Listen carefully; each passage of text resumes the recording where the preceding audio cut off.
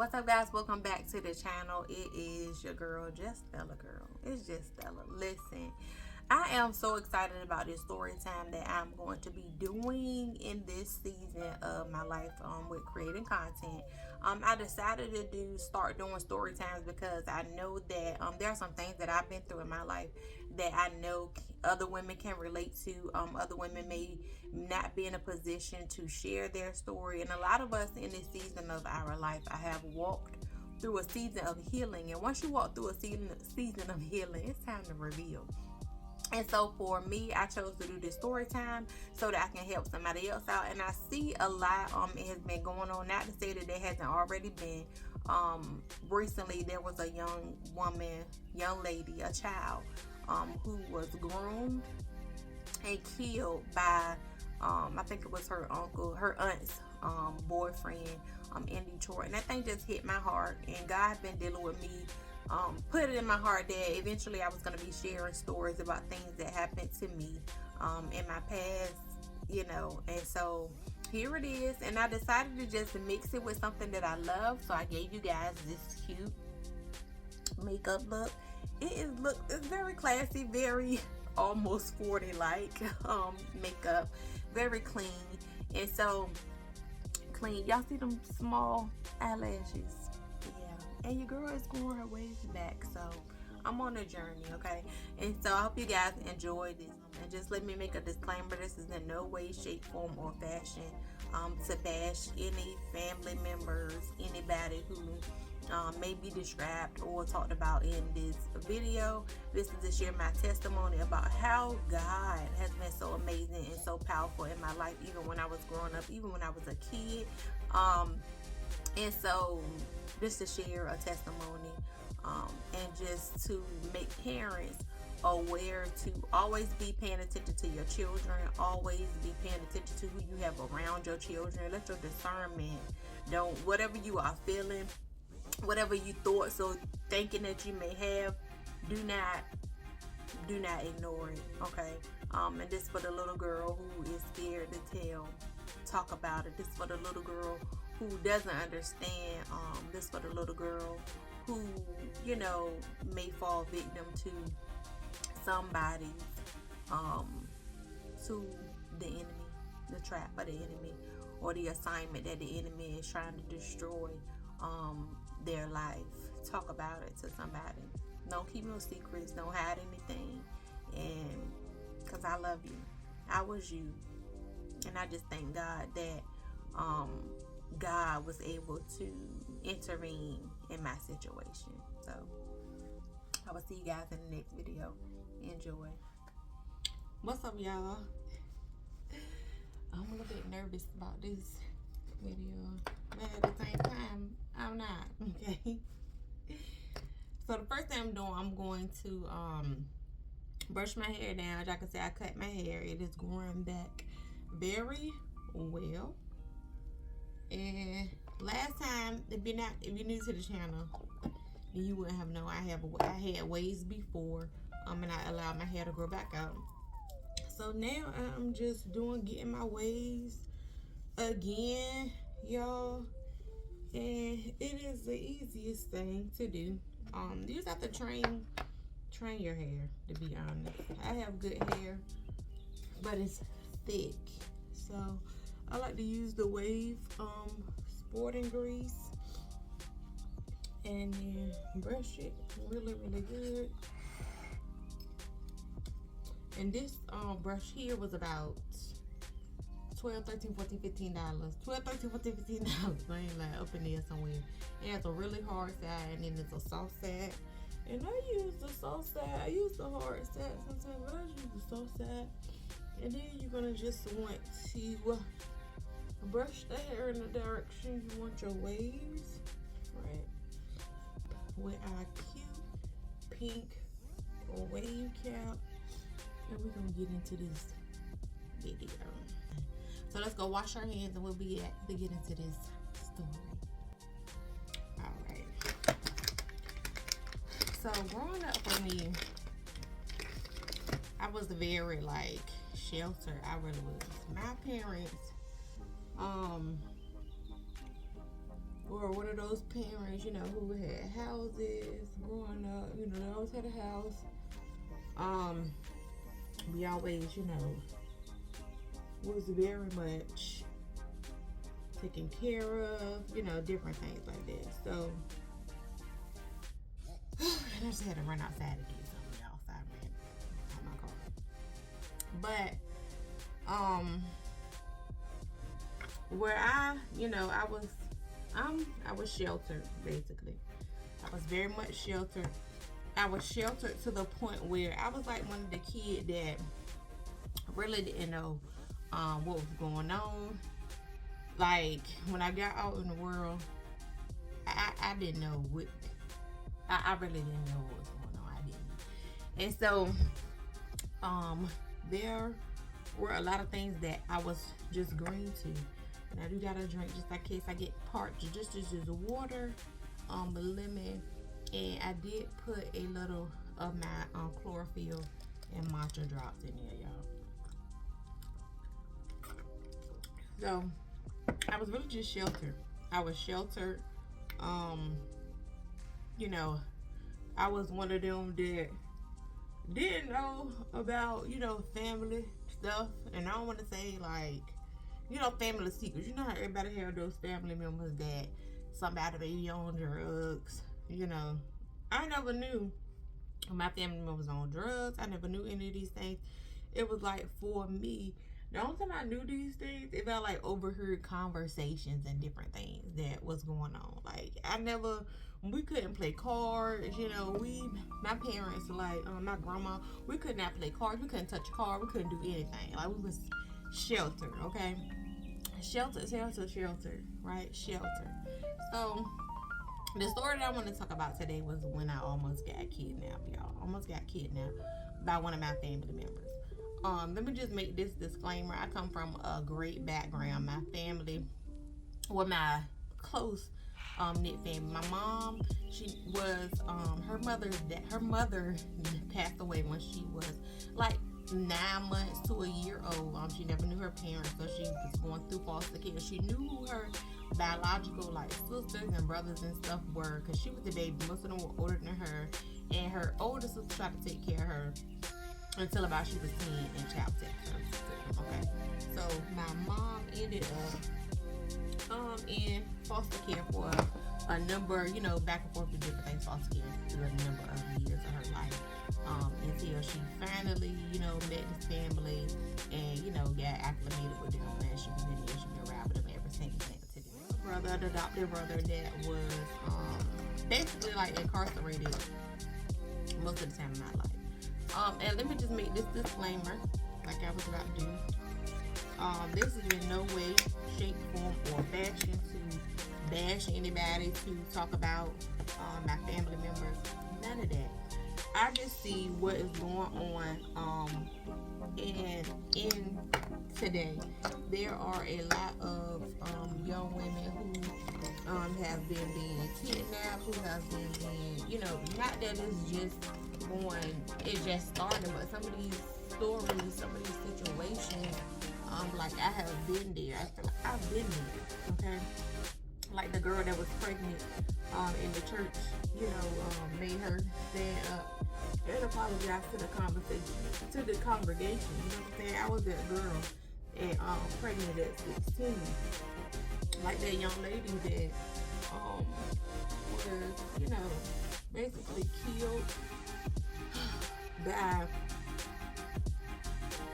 her, you know, kidnapper. I think they said it was her aunt's boyfriend, that she wasn't living with the mama no more. It was the aunt's boyfriend or something like that. You know, that could have been my story, but God chose something different. Okay, God did something different. So my mom, you know, was adopted into this family or whatever the case may be. And so, you know, she had her biological people and, you know, people that was not her biological family. Nieces, nephews, all of that. My mom loved, you know, everybody. And for me, you know, they are my family too. You get what I'm saying? So this is in no way, shape, or form to try to expose, you know, different things. But every family has stuff and mess. Let me say that every family does, and a lot of families sit around and hold, you know, this stuff in. They don't really talk about stuff that go on. It's always when you hear in the storylines, oh, they knew about it. They knew that this person was doing this or this person did that because they did it as such and such, and it really don't come out until somebody's dead. You know, somebody is you know, somebody takes a stand and expose, you know, the family stuff. And so for me, this is no way, shape, or form to um bash no family members, bash nobody, to feel like I'm trying to expose anything. This is my story. This is what happened to me.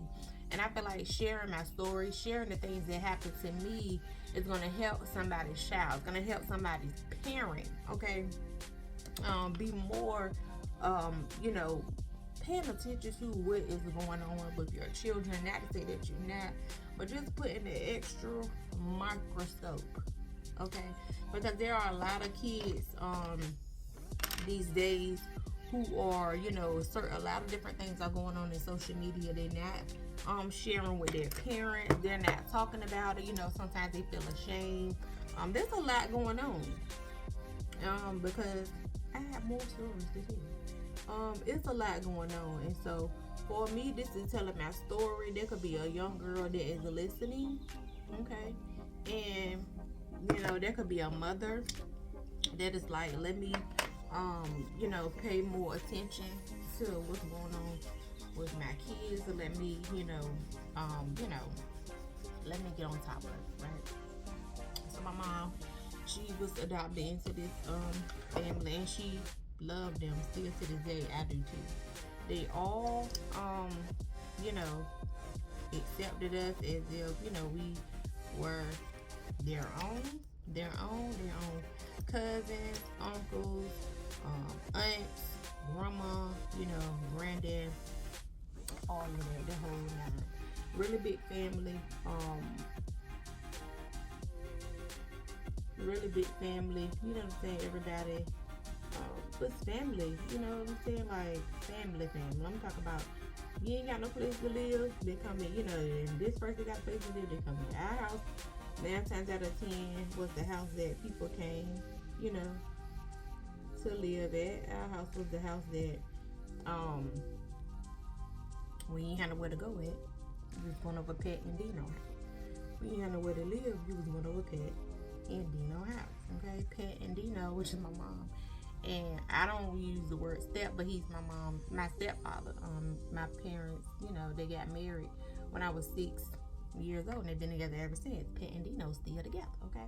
So our house was the house that everybody came to, like, you know, everybody was there. Everybody came to. If you needed somewhere, you needed some food, you needed to wash your clothes, you needed anything, like, I believe that's why I am the way that I am today, so hospitable, which I just don't allow everybody in my house. 9 times 10 people don't know where I live at. And I think for me, these things have stemmed from things that I've been through that I'm going to be sharing throughout this series.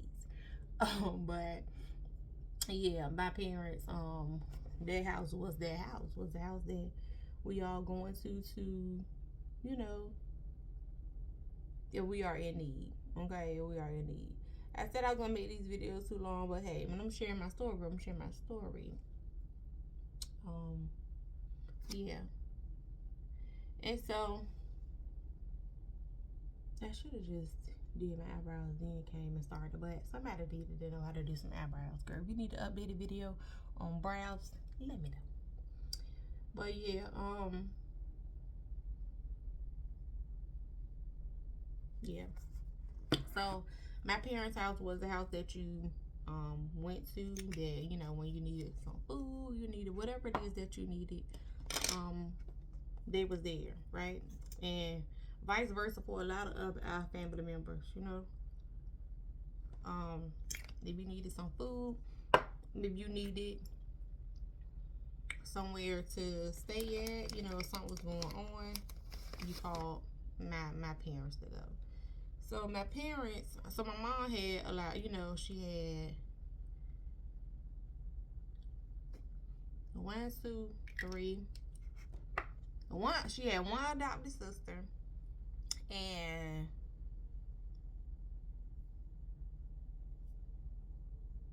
3 adopted brothers. Yeah, 3 adopted brothers. Okay. Now, 2 of my uncles, they were always in my life. One of them is still living, and one of them has passed away. And 2 of them I passed away, and one of them still living. 2 of them were always in my life from since I was a little girl. They have always showed up for me. They have always just been there. Like, you have never known that these 2 individuals were, you know, my mom's adopted brothers. Like, one of them was like my favorite person in the whole wide world. The whole world. Okay. My favorite person, one of my favorite people in the world. Like, every girl has that uncle that is just gonna ride, die, and live for her. I'm gonna say ride, die, and live because he was my rider. Okay. He passed away right before COVID hit. He was my rider. I mean, like, everything to me. Everything to me. My Uncle Tone. Anybody got an uncle named Tone? They got an uncle named Tone. You already know what it is. That's your ride or die. You call, he's coming. If anything happen, he's coming. Let somebody mess with you, he's coming. Man, boy, cat, girl, dog, he's coming. Okay, that was my rider.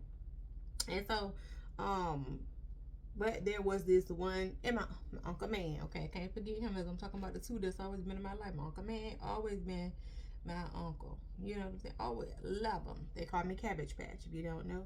My nickname from there was Cabbage Patch. And don't get it twisted. Everybody have a childhood nickname. So don't even try. It was Cabbage Patch, okay? My Uncle Man still call me Cabbage Patch to this day. To this day. So, back to the story, y'all. So, the one uncle that I didn't really know, I think he went to prison when I was like a little girl, when I was a baby. I did not know him. I really did not, you know, never had a relationship with him. Never, you know, don't remember him. Like, it was one of them things. Now, mind you, my mama had really got, you know, close to this family before I was born, okay? And so I don't remember him. I did not have any recollection of him at all. I really didn't have any recollection of him at all. Didn't really, you know, like, know him, no history, none of that. And so he was in prison for a number of years, and I remember when I was like, I remember they used to talk about him. I can't remember what they say he went to prison for, but I do remember like family talking about him, different stuff like that. But I don't remember what he went to prison for. I just don't remember what they said. I don't remember if anything was said. I don't remember. And so, but I remember when it was about time for him to get out, right? And bear with me, y'all. I'm trying to figure out what I'm going to do to this makeup at the same time as I'm telling this story. I remember when he was about to get out. He was about to come out of prison. And he was about to get out. He was coming out of prison. And everybody was excited. You know, he was getting out of prison. He had been in there for like over 10 years. For like 10 years. He did something. I don't know if it was a robbery or what. But whatever he did, landed him in prison for 10 years. And so he was in prison for 10 years. And everybody was excited. You know, I was excited. Like, you know, just hearing that he was coming out. I didn't know who he was. I'm like, oh, I'm about to meet my uncle that everybody was talking about. That was a lot. Duh, I'm a little kid. These are my thoughts. This is what I'm thinking. I don't know him. I don't really know about him. I don't, you know, don't have no recollection. I can't remember what they say he was in there for. yada yada yada. And so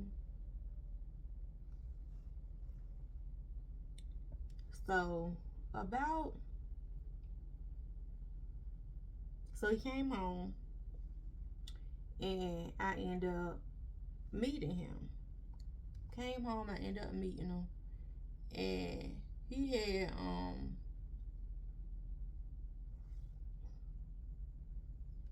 yeah, he came home, I ended up meeting him, and he would come over to our house like every other day because he started dating a lady that lived not too far from us. Matter of fact, the lady was my Uncle Tom's wife, like best friend. They had hooked that up. Y'all know how I go when there's a brother or somebody coming home and the other brother got friends and a wife, all that. Yeah, y'all know how it go. And so they had hooked this whole situation up where he came home and they was dating each other. So they were dating each other.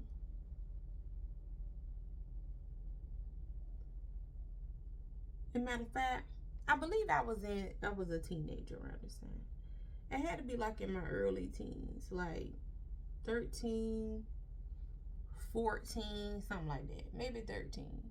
But I remember I was still wearing pajamas, still playing with doll babies. I don't think I had I wasn't acting my age. Well, I feel like at a 12, 13-year-old, you should still be playing with pajamas. But I guess the way I'm seeing today's 13-year-olds and 12-year-olds, maybe girl, I probably was a little bit delayed. I don't know. But, so he started dating her. And she had, daughters and stuff too. She actually had daughters. I went to school and stuff with them. So I kind of knew them. I knew who these people was. Because like I said, it was my uncle's wife best friend. So they were dating or whatever. But so I met him and then he started, popping up at my parents' house, popping up at my parents' house. So I was getting like used to him. He was coming over there, bringing me stuff, bringing me stuff from the store. He kept on saying, yeah, when I'm gonna come back and I'm gonna get you and I'm gonna take you to the store or whatever. He just kept on saying, I'm gonna come back, I'm gonna take you to the store. Next time I'm gonna take you to the store. Like, bring me stuff. And then he like, next time I'm gonna take you. I'm like, okay, whatever. He was bringing me little gifts and stuff like that. And so I guess it started getting a little weird because one time he came over there and he bought me like these little boots or whatever. And mind you, I'm telling y'all, I gotta be like 12, 13. I can't remember the age, but I know I was a daggone child. And so he bringing these boots and different stuff over there. And so it was like a black garbage bag. So he was, I got some for her, telling my mom I got some for her. So he gave me the bag. I'm opening up the bag. And I'm looking in the bag. And my mama looking in the bag. And he was like, I got some for her. And so mama looked in the bag. When he left, we looked in the bag. He was like, yeah, I bought you them a bag, something else, saying all this different stuff. Baiting me in, making me feel like I was special, different stuff. You know how they do. Bait you in. You like, oh, now I got an uncle buy me stuff. Not that my other uncles didn't buy me stuff. But I'm just saying, y'all know what I'm talking about. Baiting you in and making you, get comfortable with them. In your mind now, this your family member. They buying you stuff, they taking care, take care of you, different things like that. You know how we get to thinking. And so my mom opened the bag and see it was like these black sparkly hooker boots. Now, y'all know what I'm talking about. This ain't no disrespect to nobody. If you hooking, if you out there, you wearing them boots, then girl, take them boots off. Baby, you too beautiful. But these were boots that I know that was tore up. Number one, they was black.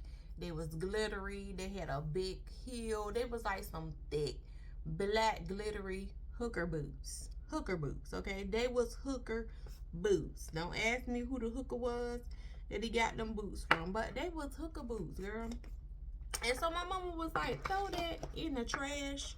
Throw them right in the trash. What is he thinking? Throw them in the trash. But I guess she never still at that point, like, didn't feel like, you know, he was a, you know, a threat, or didn't feel like, you know, it was an issue about that. But he bought me them daggone boots, girl. He bought me them boots. And my mama was like, throw them boots in the trash. And I was like, what in the world? I'm a child. I'm like, I'm so confused. I'm looking like, I would never even wear, you know, anything like that as a child. You just looking and you like, okay. And so he bought me the boots. And so what happened was, he was still coming back, you know, dropping back. I was just in the neighborhood, y'all, you know, what's up? Yeah, I'm still gonna come back, and get you, take you to the store. He was still telling me that, Yes, he was still telling me that. So I'm looking forward to going to the store. I'm a kid, girl. We love to go to the store. We love to go to 7-Eleven. It was a corner store at the corner from my house. We love to go to the store. Y'all know what I'm talking about. We want to go to the daggone store. And so, but seriously, y'all, he just kept on, you know, telling me what he was gonna do. You know, I was so beautiful, how pretty I was, how beautiful I was turning out. I was gonna be this, I was gonna be that. You know, he was really like fluffing me up, you know, and different things like that. And so at the night that this happened, I never forget, I was in my room. And so the way our house was structured was, we had a house that was considered like it was a 1-story house. So the house was like, the front door, when you walk in, you got the living room. And when you go down the hallway, it was my room, my brother's room, and you go down the hallway, my parents' room was in the back, along with the bathroom, the dining room where you ate at, and the kitchen, all the way in the back. And so he knew that, he had peeped out that my room was in the front of the house, that if he came there, then whatever time, I was more than likely to hear, you know, him knocking or whatever. So what he did was, he came and he knocked on the window in the front room. And mind you, I'm not thinking nothing of it. You know, I'm not looking at him like something is wrong, threat, enemy, nothing. When I came out of my room, and I, you know, like, the way we had our window in the front was like a big bay window or whatever. Because what they had did was, now that I'm, you know, old enough to understand how structure or housing and stuff like that, what they did was, that was like a flower area room, okay? And they just turned it into a living room, basically. So it was like a big bay, you know, window. And I was able, pulled the curtain back, and I seen it was him. And he was like, come on. Open the door. I'm going to take you to the store. I'm ready to take you to the store. Come on, let's go to the store. Man, I told you I was going to take you to the store. And so I'm like, okay, I'm not thinking. I leave out of there. I opened the door, and I started walking out there. I did not put no shoes on or anything. So I'm just in my night clothes, leaving out of the house. Like, I'm going to the store. That's all I could think about. He said he was going to get me. He said he was going to come get me. I'm going to the store. And so now that you're thinking about how, you know, late it was, because like, you're a child, those things, you're not thinking about that. And I think what really be pissing me off is when I look and see, you know, certain things on social media.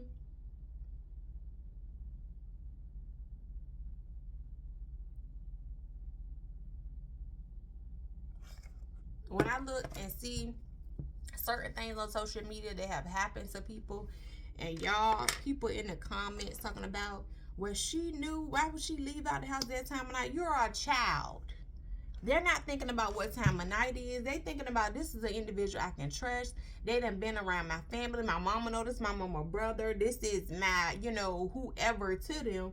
They are not thinking about, this person is no predator. We don't think about stuff like that, especially if you have not had the proper conversations with your kid. They don't think. We are not thinking about stuff like that. Back then there was no social media. How would I be able, I was not able to go online and see what goes on out here in this world. I was not able to see any of those things. I did not know any of these things was occurring in the world. I'm a child, okay? And so I opened the door. He grabbed my hand. And mind you, I live on a main street. I opened the door. He grabbed my hand and he walks me across the street.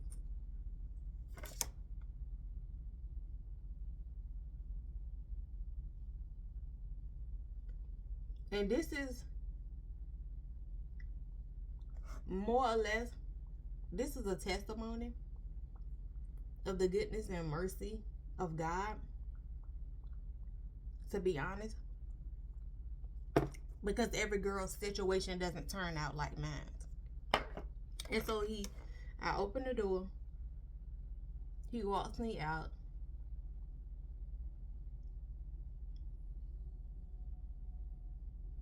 He grabs my hand and he starts walking me down the street. And as he's walking me down the street, on the other end, on the other corner, I see this guy saying, "Come on, hurry up," like egging him on to hurry up with me. Hurry up, let's go. Come on. And I'm just walking, like I'm not thinking anything of it. I'm going to the store. And so my mom busts out of the house and like bust out of the house. Like I said, I live on a main street, like a main street. My house was right on the main street, and all he did was to walk me across. So you could see me, right, walking down the street with him. My mom busts out of the house, and she said, "Where are you taking her at this time? Where are you taking my baby at? Where are you taking her at this time of night? Costello, let his hand go. Come back." And so I release his hand and I start walking, back towards my mom. My mom pulled me in the house, and the rest of the night was blank to me. But I remember waking up in the morning, hearing my mom on the phone, like going off, calling all the family members, calling, like his mom, because his mom was still alive. My mom's adopted mom was still alive, like telling him she was gonna kill him. Like I remember hearing all of these different things. I remember hearing all these different things, and I just couldn't really fathom like what really happened in my mind until I got a bit older. So I remember like a month after that happened. I don't even know if it was a month, to be honest. I remember like not far after that happened, I heard my mom get a phone call, and it was about him. And so she crying, hysterically, and I'm like, in my mind as a child, wondering like, what is going on? What has happened? Yada yada yada. And I never forget one day her, my dad, and myself, we were in my room, and I think they came in there to tell me that he had got killed. And as soon as they told me, the news came on. And so the news came on, and it was sharing, the details of what happened. And I remember watching my mama cry. And at that point, it was like I had realized, I had came to the revelation, because some time had went by. I think my dad had talked to me about it. Like some of my, family members, friends had came over that was on my mom's other side of her family had got wind of what happened. I remember my dad's brother came over because we was really, really close, and just talking to me about it. And like sharing with me, I realized that he was going to kidnap me. Like he was gonna kidnap me.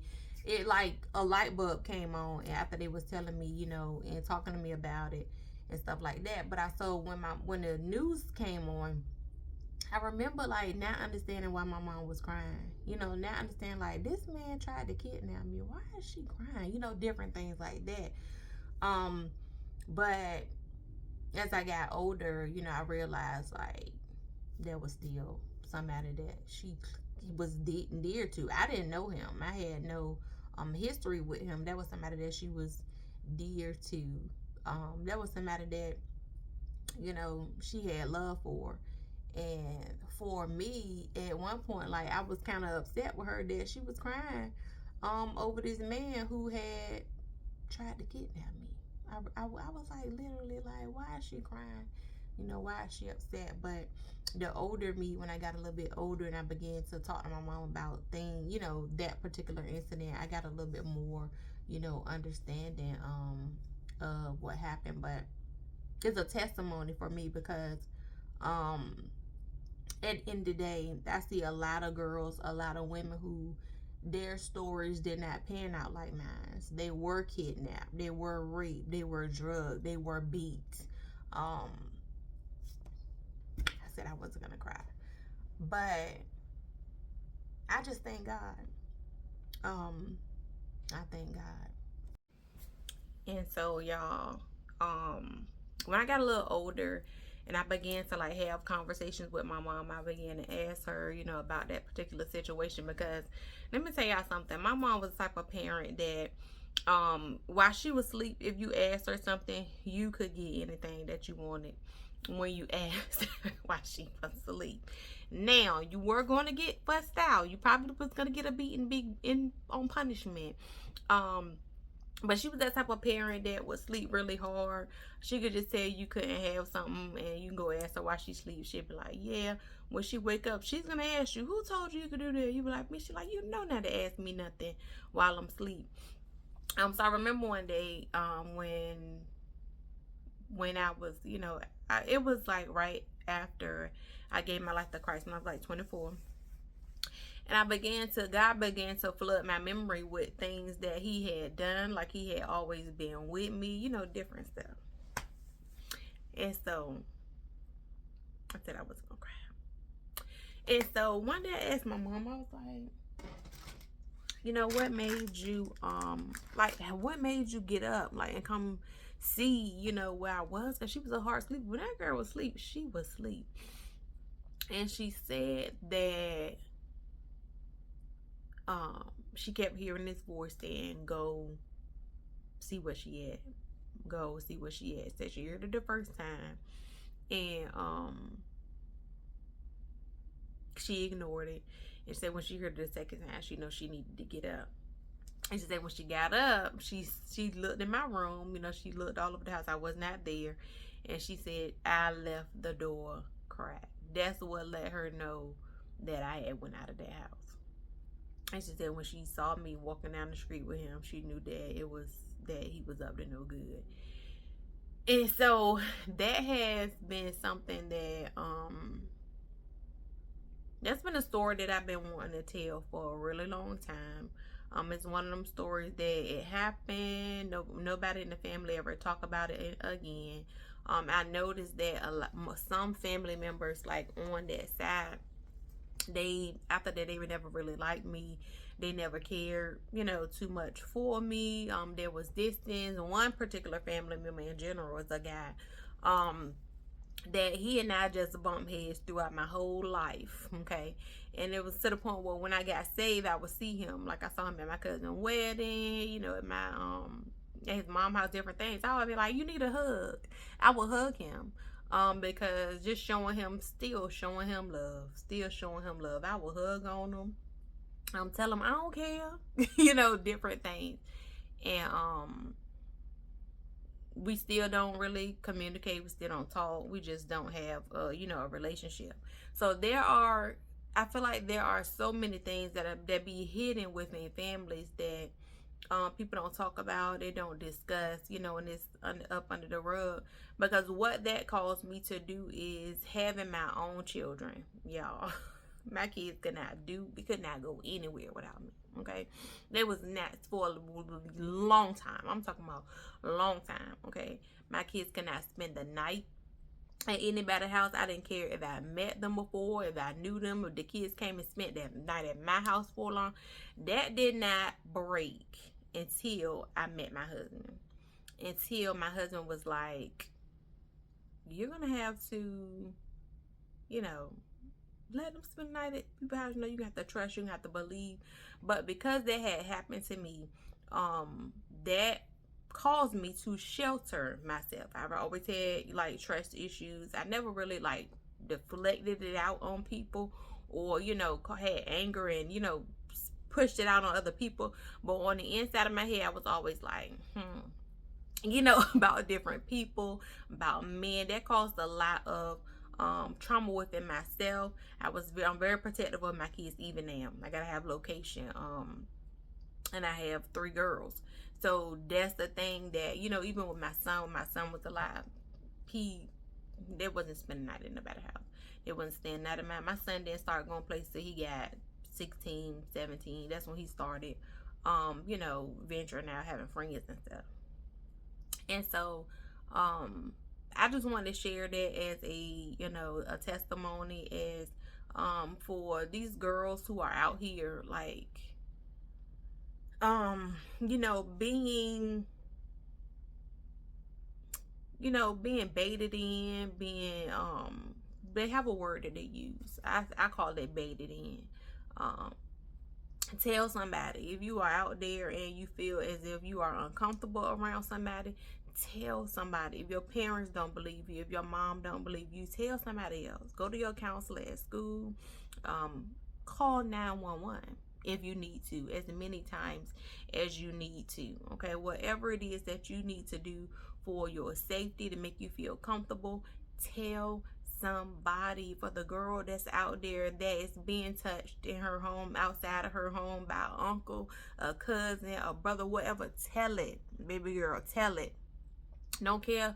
They can be threatening you, saying they're gonna kill somebody. That's what they do. They will threaten. They will say, I'm gonna kill this person, I'm gonna do this, I'm gonna do that, to make you keep your mouth closed. Tell somebody. And so I hope you guys enjoyed this cute makeup look and a glimpse of in my life, and who I am, something that has happened to me. And more story times are coming, y'all. So yeah, more are coming.